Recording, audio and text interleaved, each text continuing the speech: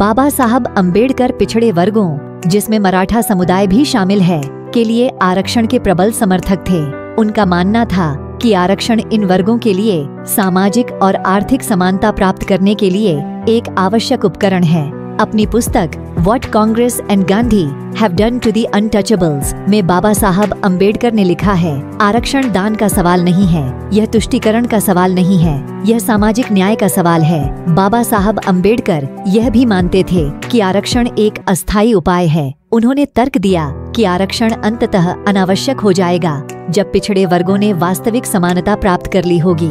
9 अगस्त 1947 को संविधान सभा में एक भाषण में बाबा साहब अंबेडकर ने कहा, मैं हमेशा यह मानता रहा हूँ कि आरक्षण एक अस्थायी उपाय है। यह एक उपाय है, यह अपने आप में कोई अधिकार नहीं है। मैं हमेशा यह मानता रहा हूँ कि आरक्षण ऐसी दवा के समान है जिसे निगलना कड़वा होता है, लेकिन बीमारी को ठीक करने के लिए जिसे निगलना ही पड़ता है। बाबा साहब अंबेडकर को मराठा समुदाय की गहरी समझ थी। वह उन चुनौतियों से अवगत थे जिनका समुदाय सामना कर रहा था और वह आरक्षण की उनकी मांगों के प्रति सहानुभूति रखते थे। 1939 में मराठा महासभा में एक भाषण में बाबा साहब अंबेडकर ने कहा, मराठा समुदाय एक महान समुदाय है, इसका एक समृद्ध इतिहास और संस्कृति है। हालांकि मराठा समुदाय भी शैक्षिक और आर्थिक चुनौतियों का सामना कर रहा है। मराठा समुदाय को शिक्षित और सशक्त बनाने की जरूरत है। बाबा साहब अंबेडकर ने भी मराठा समुदाय के लिए आरक्षण की मांग का समर्थन किया।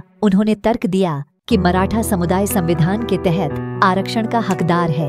1951 में भारत के तत्कालीन प्रधानमंत्री जवाहरलाल नेहरू को लिखे एक पत्र में बाबा साहब अंबेडकर ने लिखा, मराठा समुदाय एक पिछड़ा वर्ग है और संविधान के तहत आरक्षण का हकदार है। सरकार को शिक्षा और रोजगार में मराठा समुदाय के लिए आरक्षण प्रदान करने के लिए कदम उठाना चाहिए। बाबा साहब अंबेडकर के मराठा आरक्षण संबंधी विचार आज भी प्रासंगिक हैं। आरक्षण के लिए उनके तर्क अभी भी मान्य हैं और मराठा समुदाय के लिए उनका समर्थन अभी भी कई मराठा लोगों द्वारा सराहा जाता है।